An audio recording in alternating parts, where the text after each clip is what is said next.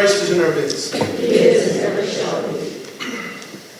One of the ways that we attract the grace of God to us is simply by giving thanks. It's one of the ways that we pray. We ask for things, a million petitions of, may we have this and bless this. But then the second is giving thanks. And the third is the best. The third is when we have no care for ourselves and we only give glory to God. That's doxology, glorification. But it's okay to give thanks to God. And here's the specific teaching in today's gospel. When the grace of God comes to you, like, what if you're healed of a sickness? Even if it's not a major sickness, any healing that comes to you comes from God. Any blessing that comes from God. Like if you hurt yourself and the healing process begins, that's God. That's nothing to do with like the natural processes of A plus B equals. It's the grace of God. Let's remember that. We're different from the world who's like putting their stock in all these earthly kind of healings. Grace of God. Thank God. I used to know a man, God rest his soul. Everything that would happen, he would say, thank God. Thank God. And you would look and you would say, this was not necessarily a good thing in the earthly sense that happened to him. And you'd say, thank God. And then you would say, oh, that was a good thing. And he would say, thank God. And it was very indiscriminate. He didn't judge every situation as if, okay, I'm going to discern whether or not I should thank God for that. He didn't try to judge like all the things that were happening to him and inside of him and around him. Thank God. Thanksgiving invites the grace of God. The Eucharist, like this holy mystery that we're celebrating right now, invites the grace of God. No matter what. No matter what. I mean, maybe today you won't go to the holy mysteries. Maybe today you won't go to communion because something in here, something harming my soul, something preventing me, from acquiring the holy mysteries. But the grace of God is still here, and the grace of God is still coming to you. That's why, in the Byzantine tradition of the church, so everybody prepares for the holy mysteries, believe it or not, whether they're receiving communion or not. Whether you're receiving the holy mysteries or not, you're prepared. You're trying to invite the grace of God. In other words, like trying to heal. And that's why, and I'm not saying we're going to start this practice, but everybody who goes to the mysteries, they receive the antidote, right? Which means instead of the gifts. But after communion, you receive it like for physical reasons so that none of the holy body and blood comes, whatever. But those who didn't receive, they come at the beginning of the line, when we kiss the cross. They usually come and get the antidote, because what I'm saying is the tradition is, in the Byzantine church, that only you go one time. Like the ones who receive communion, they have their blessing. Then the ones who didn't, they come later for the blessing to receive the antidote. And why? Because when you receive the antidote, it's like inviting the grace of God. Not as powerful as the chalice, but powerful. Everything we do in the church is powerful. It's holy. It's grace-filled. I'm not saying do that, but please, those who've received Holy Communion, give a chance to the ones who haven't received Holy Communion to get at least a little piece of grace, a little touch of the antidote. It's not a bad practice. That's not the main point. The main point is whatever I can do to invite the grace of God in my life, especially to thank Him. I had a bad day. Thank God. I had a lousy week. Thank God. I had a run-in with my boss. Thank God. See what I mean? This, instead of stealing the grace from Him, invites the grace. So, that implies, can we lose the grace of God? What do you think? Can we lose the grace of God, from our lives? Of course the answer is yes. Of course. Like, our idea or our central way of life is is to remember all the time God. Remember all the time. Like, there's a list of questions. Those of you who've come into the church here as catechumens know these questions based on the Ten Commandments that we ask before you come into the church. And one of them, based on the first commandment, is, do you always have the thought of God in mind and the remembrance of God in your heart? Always. And the word is always. Right? And so who can say yes to that? If someone says yes, then it's a scandal. St. Erwin asked that same question. Remember when he was sitting around with all the Russians around the table? And he asked them, do you love God? And they said, yes, I love God. And he'd go one at a time. Yes, I love God. Of course I love God. Yes, I love God. Absolutely I love God. And he said, funny thing, I've been like by myself doing nothing but practicing the remembrance of God. And I can't say that I fully love God. I can't say that I have that. And then so they shrunk a little bit. Because to relate the grace of God means always to be open to Him. Always to be like aware that no matter what's happening, I'm inviting God's grace in my life. And we do that as persons, and we do that as families, and we do that as parishes, and we do that as like whole churches even. So it's possible to gain the grace of God, and it's possible to lose the grace of God. And it's not always all or nothing. It's sometimes incremental. I lose, I gain, I lose. This is the spiritual life. But our job is not to weigh that out. It's not to keep measuring that. It's to keep thanking God. Look, Christ healed 10 souls, 10 bodies even, and 9 of them for God. Now, is it possible that the 9 lost the grace of God? Yes, maybe. Maybe not all at once, and maybe not right then. But the Lord called that to mind. He said, where are the 9? We're not 10 healed? Where are the 9? So already it's in His mind. If you receive some great blessing, don't forget it. Because, like we say in the Lord's Prayer, forgive us our trespasses. Forgive us our debts as we forgive those who are indebted to us. The same exact way.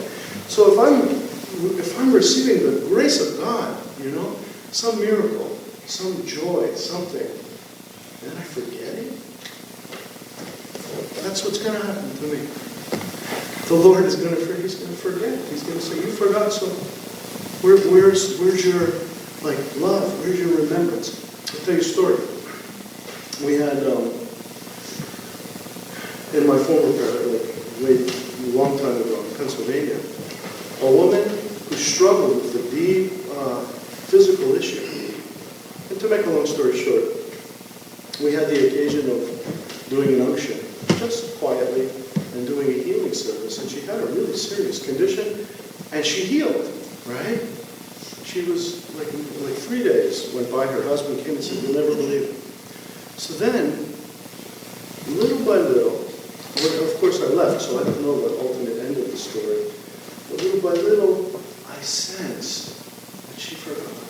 That she was forgetting. Can you forget a miracle that happens? Like if you're cured of cancer? Could you ever forget it? Could you not, wouldn't it change your whole life? And you would do incredible things? Like God-filled things? Live a wholly different life? Yes. I'm afraid that that's the reason we're not seeing too many miracles these days in terms of what we would expect to read in the gospel. What we would expect to, read in the lives of our beloved saints. Why? Because the times are weak. We are weak. We have a miracle. Do I have the faith to sustain that Thanksgiving all the rest of my life? For the whole rest of my life to be able to say, thank God, I'll never forget that, and I will change my life and live accordingly.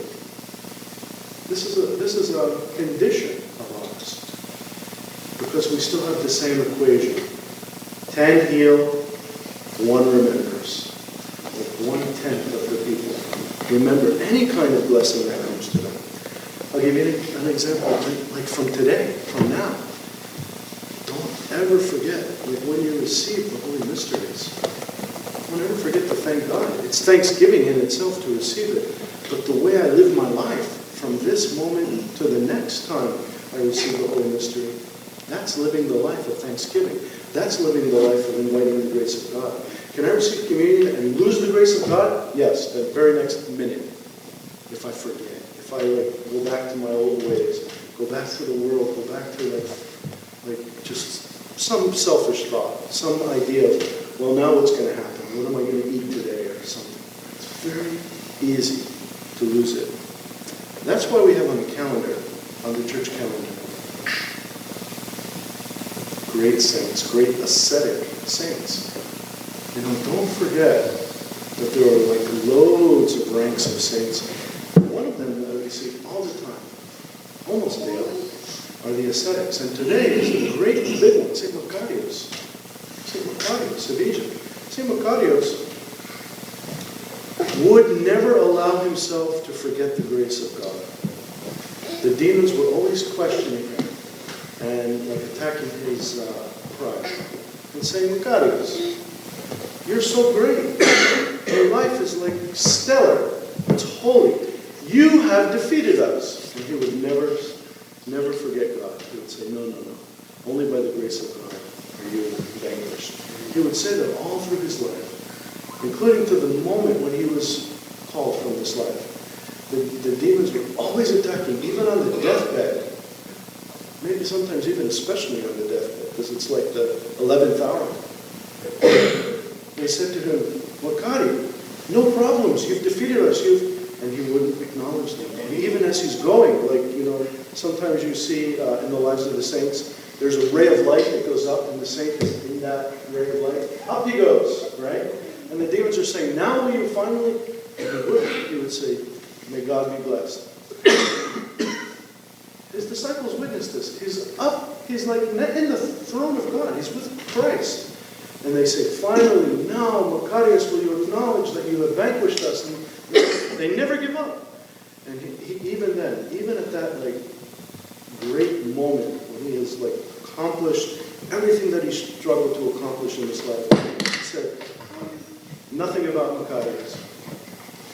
By the grace of our Lord Jesus Christ, you are destroyed. You are defeated. That's all. Nothing about that. That's inviting the grace of God. To never forget for a minute that it's not about me, but it's always about God. So when 10 get healed, right, by God, by the grace of Christ, it's already, the grace is already there. Thank God. And you have Orthodox Christians an abundance of the grace of God. Don't forget it. Don't neglect it. Don't deny it. Don't forget it. Right? Just embrace it. Celebrate it. Live it. Love it. With every ounce of my being, I need to do that. And sometimes we even need to defend it.